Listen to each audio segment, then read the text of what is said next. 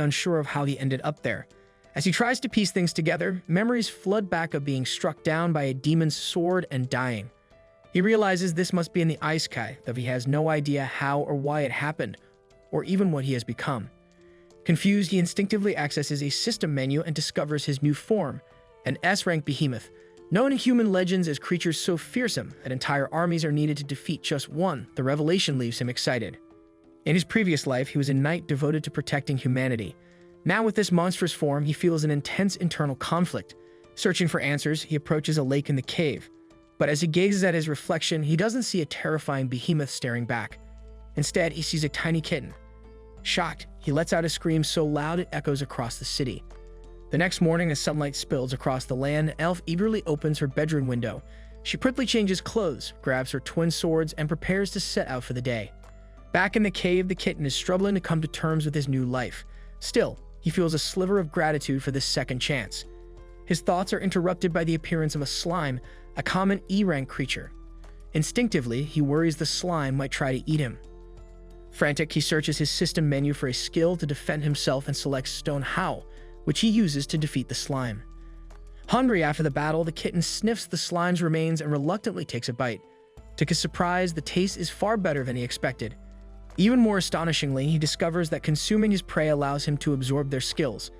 As the slime's body is stored in his personal inventory, he saves the leftovers for later. Meanwhile, the elf crosses a river on a small boat and approaches a grand arena resembling the Colosseum. Two guards block her path, but she shows them a golden necklace that grants her entry. Back in the cave, the kitten has grown stronger, taking down a B-rank wyvern to gain the ability to fly, a C+ rank minotaur for the fireball and ice lance skills, and even a B-rank golem to unlock the iron body ability. After defeating a venomous snake, he learns the poison fang technique. While the elf explores the arena, activating magical stones to light her path, the kitten stumbles upon a glowing treasure chest. Inside, he finds a shimmering red stone. Suspecting a trap, he hesitates, but the stone turns out to be a teleportation crystal. It activates, whisking him away to a new location. When he regains his bearings, the kitten realizes he's now on the back of an S-rank earth dragon. The dragon, angered by the intrusion, declares his death and launches a brutal attack. Although the kitten tries to fight back with Stone Howl, his efforts are nearly futile against her hardened scales. The dragon's overwhelming strength leaves him bloodied and near death. In one last effort to escape, he slashes at the dragon's eye using his Ether Edge skill and takes to the air with his wyvern wings. Severely wounded, he barely manages to make it to the cave's exit, where he collapses from exhaustion. As darkness creeps in, he spots a shadow approaching and assumes his end has come. Instead, it's the elf who stumbles across the injured kitten. Concerned, she scoops him up and takes him home. When he wakes, his wounds are bandaged and the elf offers him food. He's struck by her kindness and thinks of her as an angel. Despite being a monster, she never treats him as such, caring for him with unwavering compassion. Over time, the kitten comes to see the elf as his master, someone deserving of his loyalty and protection. One day, as she leaves for the dungeon, the kitten secretly follows, determined to watch over her.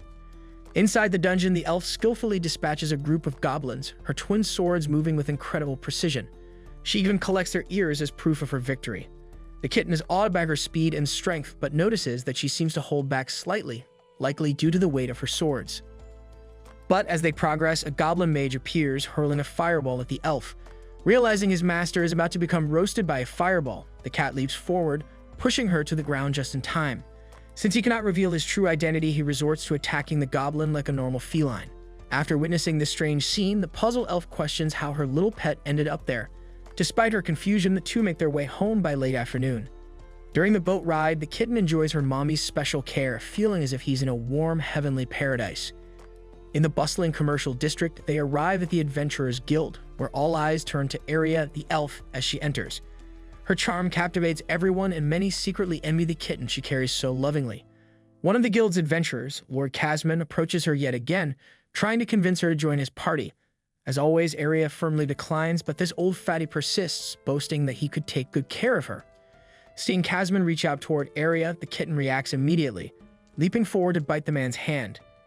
Outraged, the old fatty pulls back, but the kitten doesn't stop there, scratching his face in a frenzy.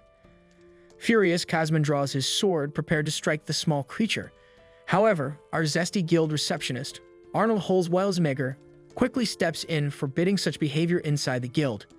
Using this as an excuse, Kasman grumbles and storms off. Aria thanks Arnold for stepping in. The other adventurers also praise Arnold's actions, impressed by her fairness. Observing Aria with her kitten, Arnold jokes that the little one is like a knight in shining armor protecting his princess. She explains that the kitten saved her twice, and to honor his bravery, she decides to name him Tama, officially adopting him as her pet. Hearing this, Tama feels a deep sense of relief. He now has a permanent home and no longer needs to fight for survival in random caves. Later, Aria hands over the goblin ears as proof of her completed mission, and Arnold assures her that with such results, she's on track for a promotion. As the elf pets Tama, her hand unintentionally grazes a particularly sensitive spot, causing the cat to react dramatically, which creates quite the commotion in the guild. Hours later, Aria, slightly drunk, complains that her kitten doesn't pay her enough attention. She jokingly warns that if Tama doesn't behave better, he won't be allowed to bathe with her. True to her word, Aria eventually takes Tama to bathe with her. Despite his efforts to maintain the composure of a noble knight, the situation presents several awkward challenges. During their bath, Aria shares a heartfelt story. She confesses her desire to grow stronger, inspired by a time when her village was saved from demons by the appearance of a holy sword. From that day, she vowed to be as strong as the hero who wielded it. Hearing her story, Tama recognizes the holy sword she describes as Alicia, a legendary artifact tied to the heroine of this world. Wanting to comfort his master, he nuzzles her face gently.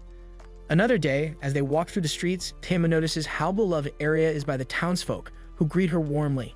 At the guild, Arnold warns Aria to leave while she can, but it's too late.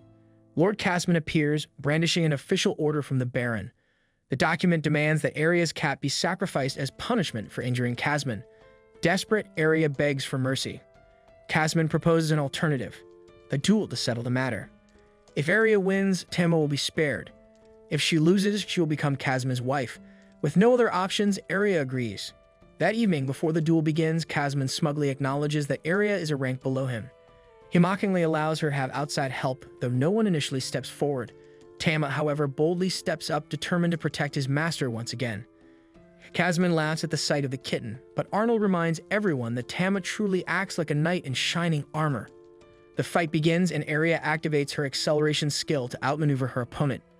Kasman counters, landing a powerful kick to her ribs.